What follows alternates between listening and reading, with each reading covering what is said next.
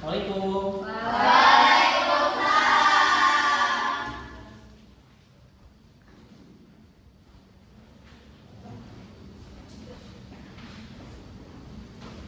Gimana kabarnya anak-anak?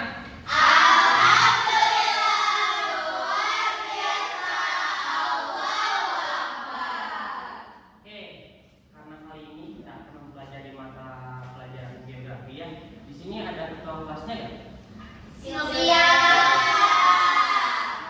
Sebelum kita masuk ke pembelajaran, dari ketua kelas boleh memimpin doa untuk kita memulai pembelajaran. Baik semuanya, sebelum kita mulai pembelajaran, marilah kita berdoa dalam hati masing-masing. Berdoa mulai.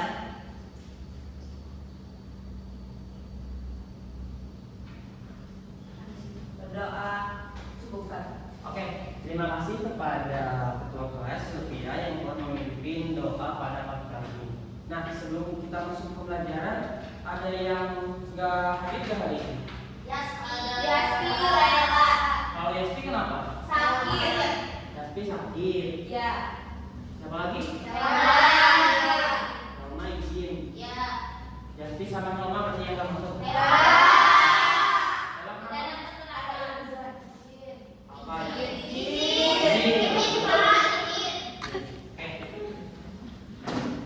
Oke, kita akan masuk ke materi terkait dengan gempa bumi. Wow.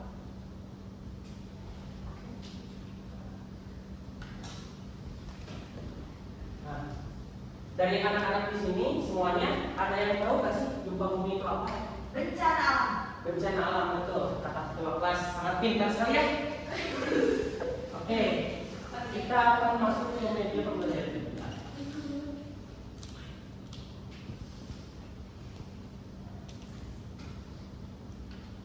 Nah, kita akan mempelajari mengenai seisme ataupun gelombang dari gempa bumi itu sendiri. Nah, kita masuk ke pembelajaran geografi. Kalian suka geografi kan? Suka. Oke. Berarti materi ini mungkin akan sangat menarik bagi teman-teman semuanya di sini. Ya, Bapak. Nah, di sini sebelum pembelajaran Bapak akan membacakan mengenai capaian pembelajaran yang harus kalian penuhi pada mata pelajaran kali ini. Yang pertama, siswa mampu menyebutkan pengertian jenis serta penyebab terjadinya gempa bumi. Yang kedua, siswa mampu menjelaskan proses terjadinya gempa bumi dan keterkaitannya dengan pergerakan lempeng tektonik. Yang ketiga, siswa mampu menginterpretasikan peta sebaran gempa untuk menentukan wilayah rawan gempa dan dampaknya terhadap kehidupan masyarakat. Seperti itu. Jadi di sini kalian harus memenuhi kriteria dari capaian pembelajaran yang telah Bapak susun pada mata pelajaran geografi ini. Nah, kita masuk ke pengertian gempa bumi. Gempa bumi merupakan getaran yang terjadi di permukaan bumi yang diakibatkan oleh pelepasan energi dari dalam secara tiba-tiba dan juga ada unsur yang menciptakan gelombang seismik. Nah, kalau secara glosarium, seismik ini merupakan gelombang. Kalau kalian belum tahu, seismik ini merupakan gelombang yang mengakibatkan getaran yang ada di dalam bumi yang disebut dengan gelombang seismik. Selanjutnya, kita akan masuk ke asal-usul gempa bumi. Nah, apa sih yang menjadi penyebab dari gempa bumi ini sendiri? Sebelum ke PPT, ada yang tahu kan asal-usul gempa bumi itu? Ketua kelas deh, tahu kan? Enggak ya? Oke, Bapak akan jelasin ya ke teman-teman semuanya. Gempa bumi terjadi akibat pelepasan energi secara tiba-tiba di dalam bumi yang biasanya disebabkan oleh pergerakan lempeng tektonik. Nah, tadi pun nanti akan Bapak jelaskan apa sih yang nantinya yang menjadi karakteristik dari gelombang seismik itu sendiri. Yang kemudian kita rasakan sebagai gempa bumi. Gitu. Jadi apa, teman-teman? Adanya pergerakan lempeng tektonik. Betul. Nah, Wow. seperti yang anak-anak Bapak lihat lah di sini bahwasanya Indonesia ataupun negeri kita sendiri sangat dilanda dengan gempa bumi itu sendiri. Ada yang tahu nggak kenapa Indonesia banyak terjadinya gempa bumi? Oleh Karena banyak lempeng-lempeng di Indonesia kayak lempeng Asia, India, Australia, dan ada lempeng yang terlalu kecil, lempeng Filipina. Oke, tepuk tangan buat Isti. Mengapa gempa bumi ini terjadi di Indonesia? Setelah kalian lihat, maksudnya ketersediaan gempa bumi di Indonesia pun sangat banyak sekali. Berarti kita pun harus beradaptasi dengan gempa itu sendiri. Nah, lalu yang selanjutnya ada jenis-jenis gempa bumi. Nah, di sini Bapak membagi menjadi dua jenis-jenis dari gempa bumi itu sendiri. Yang pertama berdasarkan jarak epicentrum. Yang ada jenis-jenisnya lagi, ada gempa setempat, ada gempa jauh sekali, dan juga ada gempa jauh. Dan yang jenis yang kedua ada berdasarkan pusat gempa. Yang pertama ada gempa di permukaan laut dan juga ada gempa di permukaan darat. Nah, ini yang menjadi yang membedakan jenis-jenis dari gempa itu. Nah, lalu pun ada jenis-jenis berdasarkan tadi gelombang seismik. Nah, sebelum ke sana ternyata gelombang seismik itu dibagi menjadi dua. Bapak akan gambarkan mengenai gelombang seismik. Ibaratkan bola ini merupakan bumi. Nah, di dalam bumi ternyata ada dua getaran ataupun dua gelombang yang menyebabkan bumi ini bisa bergeser, bisa berputar, dan juga bisa bergerak. Nah, kalau yang berada di dalam inti bumi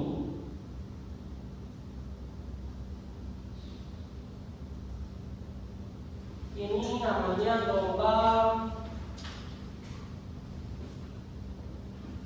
namanya gelombang hipocentrum.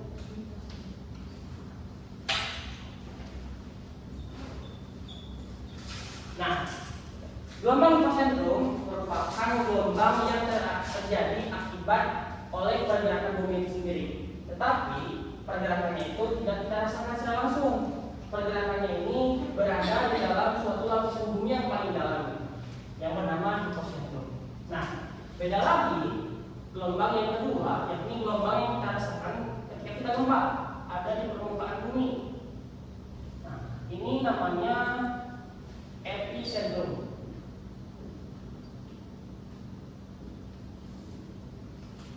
Nah, kalau epicentrum merupakan gelombang yang berada di permukaan bumi yang kita rasakan ketika ada gempa bumi. Mengerti anak-anak? Mengerti. Ini merupakan gelombang seismik yang telah Bapak jelaskan tadi mengenai gempa bumi itu sendiri. Nah, di sini Bapak ada ilustrasi mengenai gelombang hipocentrum dan juga gelombang epicentrum. Nah, sebelum ke materi selanjutnya, Bapak ingin tanya ke kalian, kan Bapak udah menjelaskan nih tadi perbedaan dari epicentrum dan juga gelombang hipocentrum. Boleh anak-anak, yang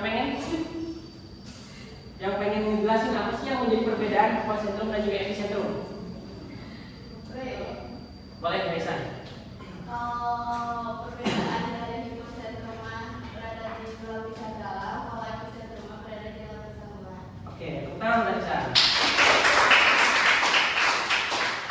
Jadi simpel sekali ya, kita kalau membedakan gelombang epicentrum dan juga hipocentrum. Kalau hipocentrum merupakan bagian dari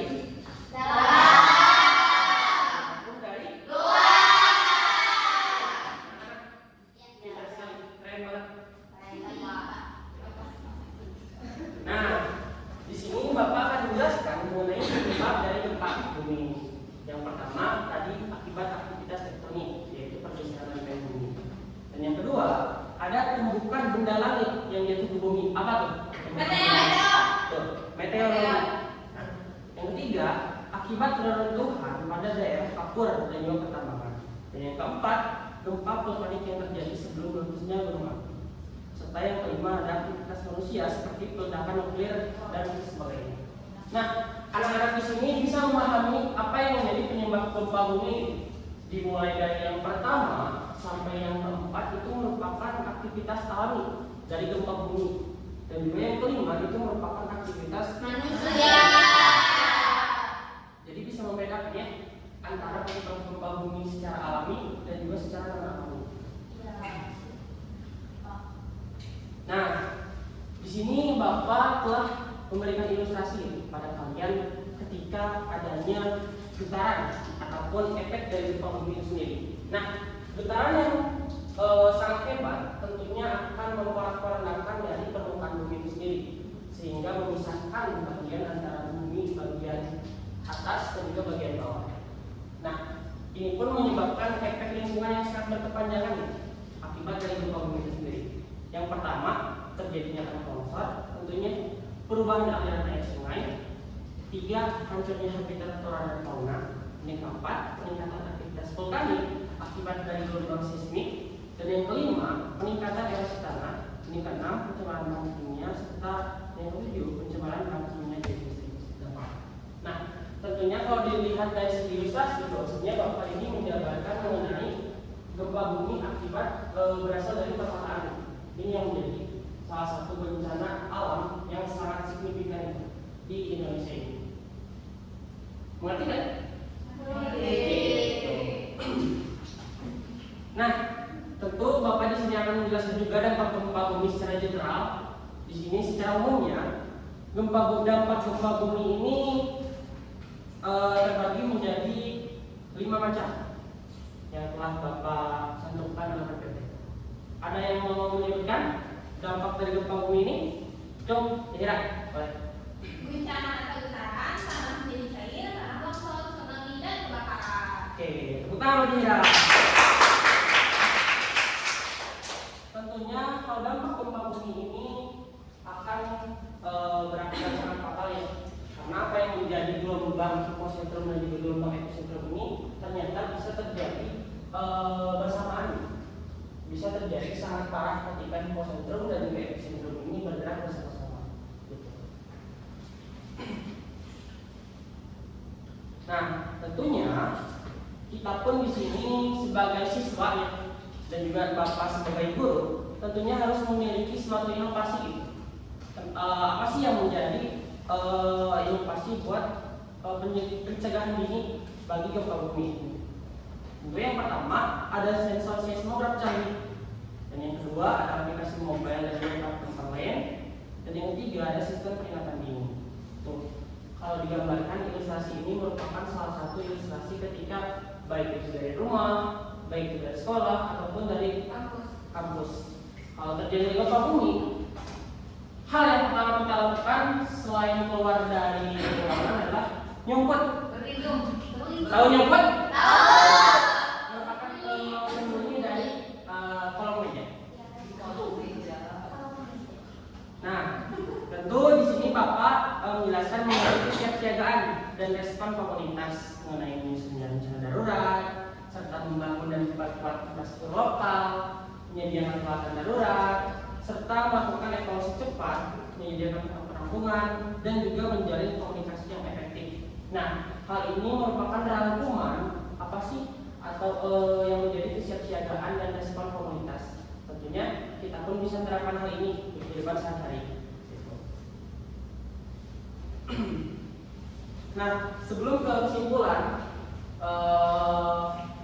tadi kan Bapak telah menjelaskan mengenai pengertian gempa bumi, jenis gempa bumi, dampak dari gempa bumi.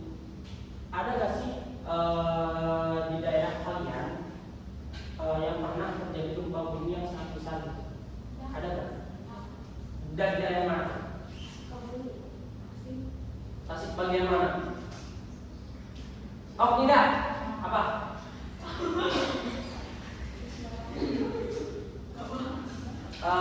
Di daerah kamu ada nggak sih mengenai terjadi gempa bumi gitu? Ada. Dari Raja Pola. Raja Pola itu berarti bagian Tasik Utara ya. Nah itu. Cianjur. Nah, oh iya, betul. Bapak pun tahu itu mengenai gempa Cianjur yang benar-benar memporak-porandakan dari bagian Cianjur itu sendiri, yang menyebabkan tanah longsor. Gitu. Nah, itulah yang Bapak dapat sampaikan mengenai kajian gempa bumi ini. Bapak harap teman-teman semua, anak-anak Bapak semua di sini, karena tadi pun Bapak tanya itu kalian suka geografi, suka. Ini merupakan salah satu materi geografi yang harus kalian pahami gitu. Karena tadi pun dalam peta persebaran bahwasanya Indonesia ini banyaknya terjadinya gempa bumi. Masuk ke penghujung acara, kesimpulan deh. Ada yang mau membaca kesimpulan? Sophie. Gempa bumi dapat terjadi karena berbagai faktor mulai dari aktivitas alamiah hingga perbuatan manusia. Adapun dampak yang diakibatkan mulai dari kerusakan ringan hingga kerusakan yang parah. Untuk itu kita semua harus selalu hati-hati dimanapun dan kapanpun. Oke. Bang, langsung dulu. Yang kalau Sophie sebutkan tadi, gempa bumi dapat terjadi karena berbagai faktor. Jadi kita pun di sini harus dipahami dengan sistem-sistem ataupun bencana gempa bumi untuk bisa menyelamatkan hidup kita sendiri. Itu. Nah, sebelum Bapak tutup, apakah ada pertanyaan dari kalian? Apakah cukup? Oke, itulah yang dapat Bapak sampaikan mengenai materi gempa bumi. Harapan Bapak di sini kalian dapat memenuhi capaian pembelajaran yang telah Bapak sebutkan tadi. Nah, sebelum itu Bapak ada sedikit hadiah buat kalian yang telah aktif tadi, buat kalian yang telah semangat belajar tadi. Sebentar, Bapak ambil tas dulu.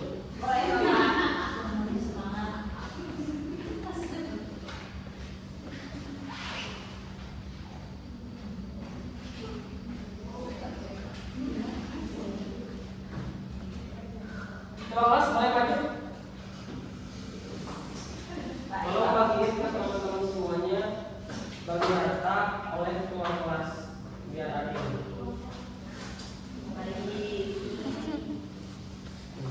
Asik, terima kasih Bapak. Oh, apa itu, Pak? Terima kasih, Bapak. Harapan Bapak yang kalian bisa semangat lagi dalam belajar. Masuk ke penghujung acara, kita telah menjelaskan mengenai ataupun belajar mengenai dari gempa bumi itu sendiri.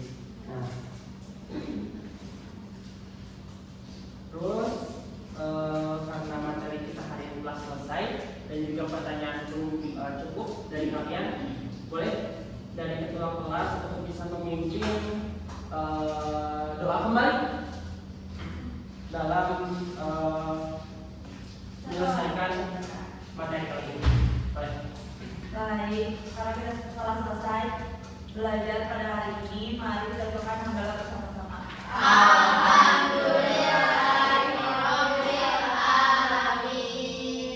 Terima kasih kepada anak Bapak yang cantik-cantik dan ganteng ini. Semangat ya dalam belajar, Bapak.